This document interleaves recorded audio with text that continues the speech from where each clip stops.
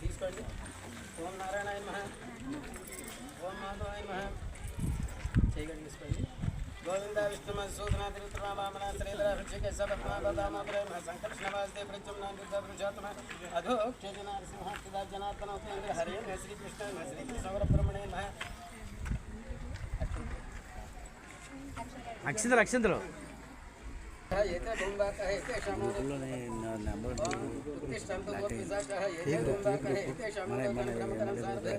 ఏ గ్రూప్లో నేను లేను నీకు నెంబర్ పడుతున్నది యాడ్ చేయాలి.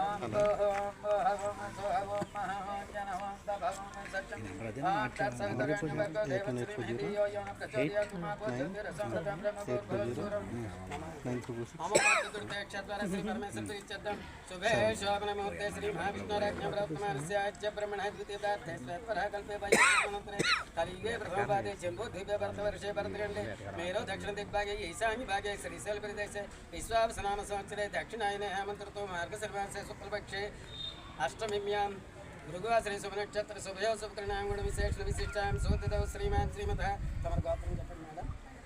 श्रीमान् श्रीमतः पाइटपाल गोत्रस्य श्रीशादेवी विजयभास्कर नामधेयस्य सह कुटुंबस्य चपक्षाम स्थैर्य विजय अभय आयु आरोग्य ऐश्वर्य अभिवृद्ध्यर्थं कुटुंब वृद्ध्यर्थं संकल्प सिद्ध्यर्थं जागृते विष्णुपरमं पदं ऋतुं सत्यं परब्रह्म पुरुषं कृष्णपिङ्गलम् ओद्धरतं विरूपाक्ष विश्वरूपाय नमो नमः.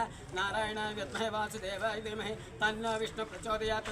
तत्पुरुषाय विद्महे श्रीमहालक्ष्मी च धीमहि तन्नो लक्ष्मी प्रचोदयात्. कात्यायनाय विद्महे कन्याकुमारी धीमहि तन्नो दुर्गे प्रचोदयात्. दुर्गा लक्ष्मी सरस्वती देवता प्रीत्यर्थं सुवर्ण दिव्य मंत्रपुष्पं समर्पयामि.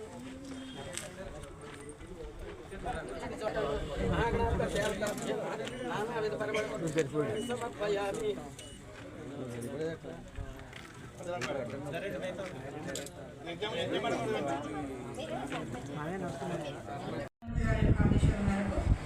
ప్రతి నియోజకవర్గంలో కూడా ప్రతి శుక్రవారం ప్రజా దర్బార్ కార్యక్రమం పెట్టమని ముఖ్యమంత్రి గారు ఆదేశాలు జారీ చేయడం జరిగింది. దాని ప్రకారంగా మనకి 11 మండలాలు మన రంపచోడ నియోజకవర్గం. దీని హెడ్ క్వార్టర్లో రంపచోడలో పెడితే చుట్టుపక్కల ఉన్నటువంటి మండలాలన్నీ కూడా రావడానికి ఇబ్బంది, ప్రజలు కూడా రకరకాల ఇబ్బందులు పడతారని చెప్పి నేను ప్రతి వారం కూడా ప్రతి శుక్రవారం ఏ మండలానికి ఆ మండలం ప్రజా దర్బార్ కార్యక్రమం పెట్టడం జరుగుతుంది. దానిలో భాగంగా ప్రతి వారం మండలంలో జరుగుతుంది. ఈరోజు మన రాజమండ్రి మండలంలో పెట్టడం జరిగింది. దాదాపుగా 100 గ్రీవెన్స్లు రావడం జరిగింది. అయితే సమస్య చిన్నదైతే తక్షణమే అక్కడ కన్సర్న్ డిపార్ట్మెంట్తో మాట్లాడి సమస్యను పరిష్కరించాము. ఫర్దర్గా ఏమైనా ఇంకా కొంచెం టైం పట్టేవి అంటే పెన్షన్ అడుగుతూ ఉన్నారు చాలామంది, విడో పెన్షన్స్ అని లేకపోతే వైకల్య పెన్షన్స్ అని ఇట్లా అడుగుతూ ఉన్నారు. వాటికి పైనుంచి లాగిన్ రాగానే కొత్త పెన్షన్స్ కూడా మేము ఇస్తామని చెప్పి ప్రజలకు భరోసా ఇవ్వడం జరిగింది. ఈ విధంగా స్థానికంగా ఉన్నటువంటి అధికారులందరినీ దగ్గర పెట్టుకొని వారి సమక్షంలో ఈ సమస్యలన్నీ పరిష్కరించడం జరిగింది. అయితే నియోజకవర్గ ప్రజలకు కూడా తెలియజేస్తూ ఉన్నాము, ప్రతి శుక్రవారం కూడా ప్రజా దర్బార్ కార్యక్రమం ఏదో ఒక మండలంలో జరుగుతుంది. ఒకవేళ ఈ మండల ప్రజలు ఈ రోజు ఇక్కడ రాలేకపోతే నెక్స్ట్ వారం జరిగేటువంటి కార్యక్రమంలో మీరు రావచ్చు. ఖచ్చితంగా మీ సమస్య నాకు చెప్తే అక్కడ వాళ్ళతో మాట్లాడే సమస్య పరిష్కరించడానికి నేను కృషి చేస్తానని మీకు తెలియజేస్తూ ఉన్నాను. అదేవిధంగా మరొక విషయం ఏంటంటే మన రాజమండ్రి మండలంలో రీసెంట్గా శాంతినగర్లో 22 పోల్స్ ఇవ్వడం జరిగింది, ఎలక్ట్రికల్ పోల్స్. అంటే గత చాలా సంవత్సరాల నుంచి కూడా మనకి కరెంటు ఇబ్బంది పడుతూ ఉన్నాం. అంటే పాత పోల్స్ ఉండడం, వైర్స్ కింద ఉండడం, సరిగ్గా లైట్స్ సరిగ్గా లేకపోవడం, ఇలాంటి ఇబ్బందులు చూస్తూనే ఉన్నాం. మనకు వచ్చిన తర్వాత ఇప్పుడు మన రాజమండ్రి మండలంలో దాదాపుగా ఎన్ని వచ్చినాయి అంటే 149 పైన ఎలక్ట్రికల్ పోల్స్ రావడం జరిగింది. అది పిఎం జూగా ద్వారా. అది కొందరు వేరే విధంగా ప్రచారం చేస్తున్నారంటే వైఎస్ఆర్సీపీ ఉన్నటువంటి నాయకులు లేకపోతే సర్పంచులు మేమే తెచ్చాము, మేమే చేసామని చెప్పి మాట్లాడుతూ ఉన్నారు. అది కరెక్ట్ కాదు. అది మన కూటమి ప్రభుత్వం వచ్చిన తర్వాత పిఎం జూగా ద్వారా 149 ఎలక్ట్రికల్ పోల్స్ మన రాజమండ్రి మండలం రావడం జరిగింది. ఇట్లాగే ప్రతి మండలంలో కూడా డిటిఆర్ ఇస్తున్నాము. చాలా చాలా ఎలక్ట్రికల్ డిపార్ట్మెంట్ పరంగా వారి యొక్క సహాయ సహకారాలతో చాలా అభివృద్ధి అనేది మనం చేస్తూ ఉన్నాం. అదేవిధంగా ఇంకా కొన్ని కరెంట్ లేని విలేజెస్ కూడా ఉన్నాయి. వాటికి కూడా సోలార్ లైటింగ్ సిస్టమ్స్ కూడా అందుబాటులో ఉన్నాయి. అవి కూడా సర్వే జరిగింది. త్వరలో అలాంటి విలేజ్ని గుర్తించి అక్కడ కూడా సూర్యఘర్ అనేటువంటి సోలార్ లైటింగ్ సిస్టమ్ని కూడా త్వరలోనే ప్రజలకు అందుబాటులో తీసుకురాబోతా ఉన్నాం. ఇన్ని మంచి అభివృద్ధి సంక్షేమం అంటూ ప్రజల కోసం నిత్యం కృషి చేసేటువంటి కూటమి ప్రభుత్వానికి ప్రజలందరూ కూడా ఎప్పుడు మీ యొక్క ఆశీర్వాదాలు అందించాలి.